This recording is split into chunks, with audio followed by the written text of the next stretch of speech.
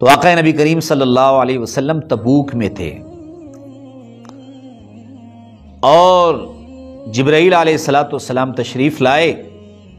اور کہا یا رسول اللہ،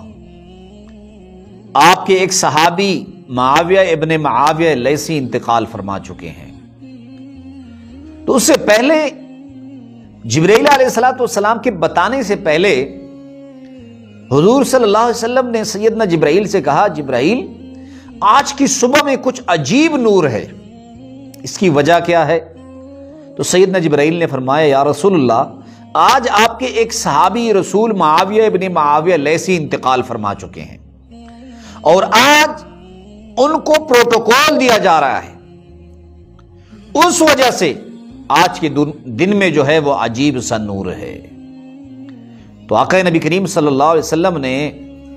سیدنا جبرائیل سے دوسرا سوال یہ کیا کہ جبرائیل،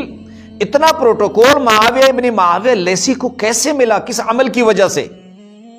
تو سیدنا جبرائیل نے کہا یا رسول اللہ، آپ کے صحابہ رسول سورہ اخلاص سے محبت کرتے تھے اور معاویہ ابن معاویہ لیثی کو سورہ اخلاص سے اتنی محبت تھی کہ وہ ہر رکعت میں نماز میں ہر سورت کے بعد سورہ اخلاص ضرور پڑھتے،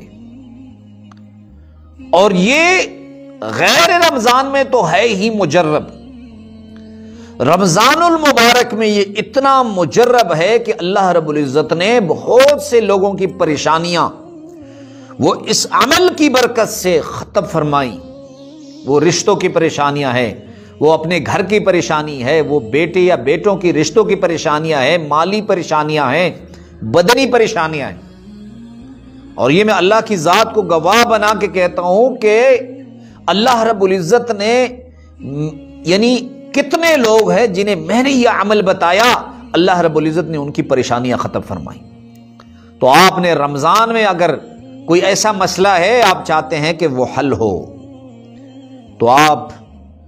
200 مرتبہ اول و آخر درود شریف پڑھ کر اسے پڑھیں،